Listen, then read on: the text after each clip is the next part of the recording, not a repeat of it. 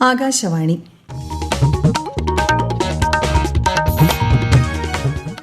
നമസ്കാരം. പ്രാദേശിക വാർത്തകൾ വായിക്കുന്നത് സുവർണ.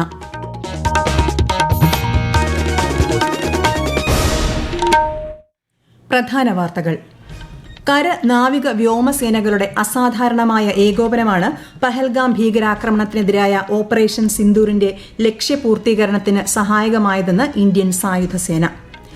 സംസ്ഥാന നിയമസഭാ രൂപീകരണവുമായി ബന്ധപ്പെട്ട് കോൺഗ്രസ് നിയമസഭാ കക്ഷിയോഗം ഇന്ന് തിരുവനന്തപുരത്ത് ചേർന്നു. തമിഴ്നാട്ടിൽ സർക്കാർ രൂപീകരണവുമായി ബന്ധപ്പെട്ട ചർച്ചകൾക്ക് ഗവർണർ രാജേന്ദ്ര വിശ്വനാഥ് ആർലേക്കർ TVK അധ്യക്ഷൻ വിജയിയെ ലോക്ഭവനിലേക്ക് ക്ഷണിച്ചു. രാജ്യത്തെ 10 വർഷത്തെ സ്കൂൾ വിദ്യാഭ്യാസ സംവിധാനത്തെക്കുറിച്ച് സമഗ്ര നയ റിപ്പോർട്ട് പുറത്തിറക്കി നിതി ആയോഗ്. സംസ്ഥാനത്ത് ഒറ്റപ്പെട്ട ശക്തമായ മഴയ്ക്ക് സാധ്യതയെന്ന് കേന്ദ്ര കാലാവസ്ഥാ വകുപ്പ്. 7 ജില്ലകളിൽ ഇന്ന് മഞ്ഞ ജാഗ്രത. IPL ക്രിക്കറ്റിൽ ഇന്ന് Lucknow super giants royal challengers ബംഗളൂരുവിനെ നേരിടും. വാർത്തകൾ വിശദമായി. കര, നാവിക, വ്യോമസേനകളുടെ അസാധാരണമായ ഏകോപനം ഓപ്പറേഷൻ സിന്ദൂറിന്റെ ലക്ഷ്യപൂർത്തീകരണത്തിന് സഹായകമായതായി ഇന്ത്യൻ സായുധ സേന.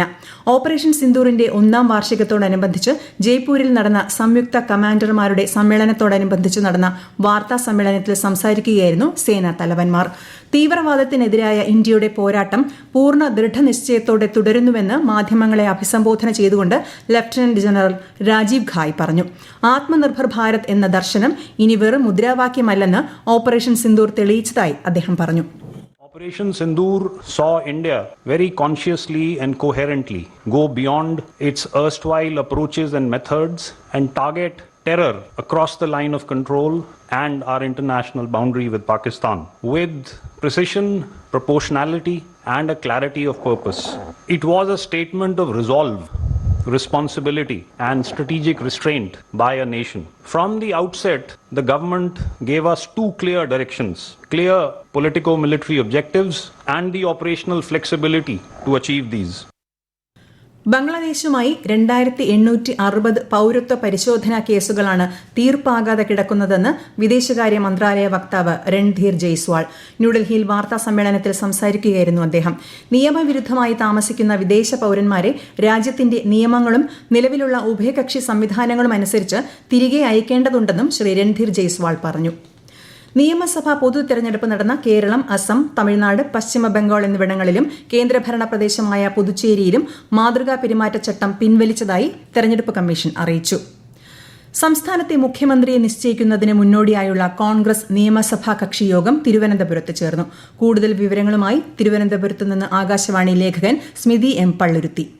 സംസ്ഥാനത്തെ പുതിയ മുഖ്യമന്ത്രിയെ സംബന്ധിച്ച തീരുമാനം ഇനി ഡൽഹിയിൽ നിന്ന് കോൺഗ്രസ് അഖിലേന്ത്യാ നേതൃത്വം പ്രഖ്യാപിക്കും. നിയമസഭാ കക്ഷി നേതാവിനെ നിശ്ചയിക്കാൻ AICC പ്രസിഡന്റിനെ ചുമതലപ്പെടുത്തുന്ന പ്രമേയം ഇന്ന് ചേർന്ന കോൺഗ്രസ് നിയമസഭാ കക്ഷി യോഗം അംഗീകരിച്ചതായി KPCC പ്രസിഡന്റ് സണ്ണി ജോസഫ് അറിയിച്ചു. ഇന്നലെ ന്യൂഡൽഹിയിൽ നിന്ന് തിരുവനന്തപുരത്ത് എത്തിയ കോൺഗ്രസ് അഖിലേന്ത്യാ കമ്മിറ്റി നിരീക്ഷകരുടെ സാന്നിധ്യത്തിലായിരുന്നു ഇന്ന് രാവിലെ യോഗം ചേർന്നത്. ഈ ആഴ്ച അവസാനത്തോടെയാകും പുതിയ മുഖ്യമന്ത്രിയെ സംബന്ധിച്ച തീരുമാനം ഉണ്ടാകുക എന്നാണ് നിലവിലെ സ്ഥിതിഗതികൾ സൂചിപ്പിക്കുന്നത്. നിയമസഭാ തെരഞ്ഞെടുപ്പിലുണ്ടായ ജനവിധിയെ ആദരവോടെ സ്വീകരിക്കുന്നതായും തെരഞ്ഞെടുപ്പിൽ വിജയം നേടിയ UDFനെ അഭിനന്ദനങ്ങൾ അറിയിക്കുന്നതായും മുൻ മുഖ്യമന്ത്രിയും CPIM പൊളിറ്റ് ബ്യൂറോ അംഗവുമായ പിണറായി വിജയൻ. കേരളത്തിലെ ജനങ്ങളുടെ ജീവിത നിലവാരം ഉയർത്തുന്ന ഏത് നല്ല നടപടിയെയും പിന്തുണയ്ക്കുമെന്നും ജനവിരുദ്ധമായ തീരുമാനങ്ങൾക്കെതിരെ പ്രതികരിക്കുമെന്നും അദ്ദേഹം പറഞ്ഞു. ഉത്തരവാദിത്തമുള്ള പ്രതിപക്ഷമായി പ്രവർത്തിക്കുകയാണ് LDFന്റെ ലക്ഷ്യമെന്നും ശ്രീ പിണറായി വിജയൻ വ്യക്തമാക്കി. പശ്ചിമ ബംഗാളിലെ NDA നേതൃത്വത്തിലുള്ള പുതിയ സർക്കാരിന്റെ സത്യപ്രതിജ്ഞാ ചടങ്ങ് മറ്റന്നാൾ ബ്രിഗേഡ് പരേഡ് ഗ്രൌണ്ടിൽ നടക്കും. പ്രധാനമന്ത്രിയും BJP മുതിർന്ന നേതാവുമായ നരേന്ദ്രമോദി, ആഭ്യന്തരമന്ത്രിയും പാർട്ടി നേതാവുമായ അമിത് ഷാ, BJP ഭരിക്കുന്ന വിവിധ സംസ്ഥാനങ്ങളിലെ മുഖ്യമന്ത്രിമാർ തുടങ്ങിയവർ ചടങ്ങിൽ പങ്കെടുക്കും. തമിഴ്നാട്ടിൽ പുതിയ സർക്കാർ രൂപീകരണത്തിലെ രാഷ്ട്രീയ അനിശ്ചിതത്വങ്ങൾ തുടരുന്നു. ഗവർണർ രാജേന്ദ്ര വിശ്വനാഥ് അർലേക്കർ നടനും TVK അധ്യക്ഷനുമായ വിജയിയെ ലോക്ഭവനിലേക്ക് ക്ഷണിച്ചു. സർക്കാർ രൂപീകരണത്തിന് ആവശ്യമായ ഭൂരിപക്ഷത്തെക്കുറിച്ച് ഗവർണർ വിശദീകരിച്ചതായി ലോക്ഭവൻ പുറത്തിറക്കിയ വാർത്താക്കുറിപ്പിൽ അറിയിച്ചു. നിയമസഭയിൽ ആവശ്യമായ ഭൂരിപക്ഷം സംബന്ധിച്ച് ഇതുവരെ സ്ഥിരീകരണമുണ്ടായിട്ടില്ലെന്നും ലോക്ഭവൻ വ്യക്തമാക്കി. രാജ്യത്തെ സ്കൂൾ വിദ്യാഭ്യാസ സംവിധാനത്തെക്കുറിച്ചുള്ള നയ റിപ്പോർട്ട് നിതി ആയോഗ് പുറത്തിറക്കി. സ്കൂൾ വിദ്യാഭ്യാസ സംവിധാനത്തെക്കുറിച്ചുള്ള 10 വർഷത്തെ സമഗ്രമായ വിശകലനമാണ് ഈ റിപ്പോർട്ട്. പ്രവേശനം, അടിസ്ഥാന സൗകര്യങ്ങൾ, സമത്വം, പഠനഫലങ്ങൾ തുടങ്ങിയ പ്രധാന ഘടകങ്ങളെ അടിസ്ഥാനമാക്കിയുള്ള പഠനമാണ് റിപ്പോർട്ടിലുള്ളത്. സ്കൂൾ ഘടന പുനഃസംഘടിപ്പിക്കുക, സ്കൂൾ അടിസ്ഥാന സൗകര്യങ്ങൾ ശക്തിപ്പെടുത്തുക എന്നിവയാണ് പ്രധാന ലക്ഷ്യങ്ങൾ. അഖിലേന്ത്യാ സൈനിക സ്കൂൾ പ്രിൻസിപ്പൽമാരുടെ ദ്വിദിന സമ്മേളനത്തിന് തിരുവനന്തപുരത്ത് തുടക്കമായി. കഴക്കൂട്ടം സൈനിക സ്കൂളിൽ നടന്ന ചടങ്ങിൽ കേന്ദ്ര പ്രതിരോധ സഹമന്ത്രി സഞ്ജയ് സേത്ത് അധ്യക്ഷത വഹിച്ചു. അച്ചടക്കവും ഉത്തരവാദിത്തവും ദേശസ്നേഹവുമുള്ള യുവാക്കളെ രൂപപ്പെടുത്തുന്നതിൽ സൈനിക സ്കൂളുകൾ നിർണായക പങ്കുവഹിക്കുന്നതായി അദ്ദേഹം പറഞ്ഞു. രാജ്യത്തുടനീളമുള്ള 33 സൈനിക സ്കൂളുകളിലെ പ്രിൻസിപ്പൽമാരും joint secretary, honorary secretary, inspecting ഓഫീസർമാർ എന്നിവരും സമ്മേളനത്തിൽ പങ്കെടുക്കുന്നുണ്ട്. ഈ വാർത്തകൾ ആകാശവാണിയിൽ നിന്ന്. ആകാശവാണി വാർത്തകളും വാർത്താധിഷ്ഠിത പരിപാടികളും all India radio news Thiruvananthapuram YouTube ചാനലിലും all India radio news Thiruvananthapuram Facebook പേജിലും AR News_ തിരുവനന്തപുരം ഇൻസ്റ്റഗ്രാം അക്കൌണ്ടിലും AR News_TVM X ഹാൻഡിലും ലഭ്യമാണ്. സംസ്ഥാന നിയമസഭയിലേക്ക് തെരഞ്ഞെടുക്കപ്പെട്ട 11 വനിതാ ജനപ്രതിനിധികൾക്കുള്ള ആദരസൂചകമായി സപ്ലൈകോ വിമൻസ് 11 പരിപാടി ഈ മാസം 11 മുതൽ 11 ദിവസത്തേക്ക് 11 തെരഞ്ഞെടുത്ത ശബരി ഉൽപ്പന്നങ്ങൾ 11% വിലക്കുറവിൽ വനിതാ ഉപഭോക്താക്കൾക്ക് സപ്ലൈകോ ലഭ്യമാക്കുന്നു. വനിതാ നേതൃത്വത്തെ ആദരിക്കുന്നതോടൊപ്പം സ്ത്രീകൾ വീടുകളിലും സമൂഹത്തിലും വഹിക്കുന്ന നിർണായക പങ്കിനെയും ഉയർത്തിക്കാട്ടുകയാണ് പദ്ധതിയുടെ ലക്ഷ്യം. സംസ്ഥാനത്ത് ഒറ്റപ്പെട്ട ശക്തമായ മഴയ്ക്ക് സാധ്യതയെന്ന് കേന്ദ്ര കാലാവസ്ഥാ വകുപ്പ്. തിരുവനന്തപുരം, കൊല്ലം, പത്തനംതിട്ട, ആലപ്പുഴ, കോട്ടയം, ഇടുക്കി, എറണാകുളം ജില്ലകളിൽ ഇന്ന് മഞ്ഞ ജാഗ്രത പ്രഖ്യാപിച്ചു. നാളെ തിരുവനന്തപുരം, കൊല്ലം, പത്തനംതിട്ട, കണ്ണൂർ ജില്ലകളിൽ മഞ്ഞ ജാഗ്രതയാണ്. ഇടുക്കിയിൽ പൂപ്പാറ ടൌണിൽ സർക്കാർ സ്ഥലം കയ്യേറി പന്നിയാർ പുഴയുടെ ഒഴുക്കിന് തടസ്സം സൃഷ്ടിച്ച് നിർമ്മിച്ച അനധികൃത കെട്ടിടങ്ങൾ ജില്ലാ ഭരണകൂടം പൊളിച്ചു നീക്കി. ജില്ലാ കളക്ടറുടെ നേതൃത്വത്തിലായിരുന്നു നടപടി. അനധികൃതമായി നിർമ്മിച്ച 88 കെട്ടിടങ്ങളാണ് ദുരന്ത നിവാരണ നിയമപ്രകാരം പൊളിച്ചു നീക്കിയത്. ഇടുക്കിയിലെ മതികെട്ടാൻചോല ദേശീയോദ്യാനം ട്രക്കിംഗ് സൌകര്യങ്ങളുമായി സഞ്ചാരികളെ കാത്തിരിക്കുന്നു. വന്യതയുടെ വശ്യസൌന്ദര്യവും വൈവിധ്യമാർന്ന സസ്യസമ്പത്തും ആസ്വദിക്കാൻ വനംവകുപ്പിന്റെ നേതൃത്വത്തിലാണ് വിപുലമായ ക്രമീകരണങ്ങൾ ഒരുക്കിയിട്ടുള്ളത്. സാഹസിക സഞ്ചാരികൾക്കായി ട്രക്കിങ്ങിനൊപ്പം താമസ സൌകര്യങ്ങളും ലഭ്യമാണ്. കൂടുതൽ വിവരങ്ങളുമായി ആകാശവാണി ഇടുക്കി ജില്ലാ പ്രതിനിധി രതീഷ് കൃഷ്ണ.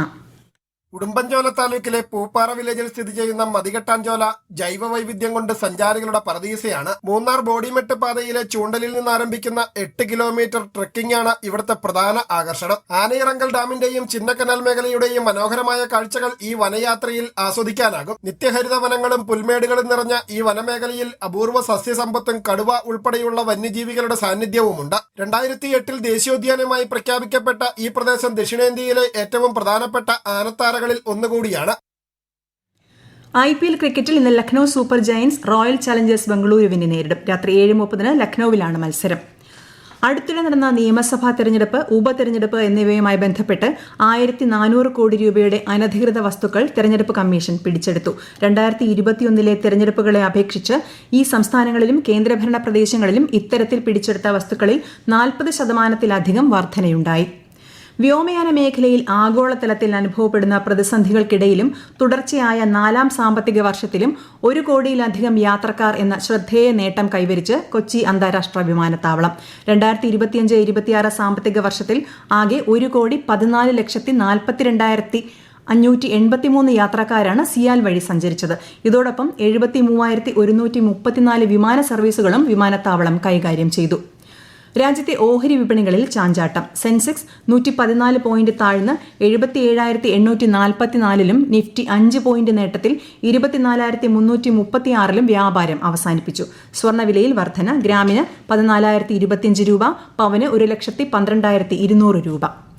തലശ്ശേരി എരഞ്ഞോളി അരങ്ങേറ്റുപറമ്പിലെ കെ രമേശൻ വധശ്രമക്കേസിൽ CPIM പ്രവർത്തകരായ 5 പേരെ വിചാരണ കോടതി വിവിധ വകുപ്പുകൾ പ്രകാരം 14 വർഷം തടവിനും 2,55,000 രൂപ വീതം പിഴയടയ്ക്കാനും വിധിച്ചു.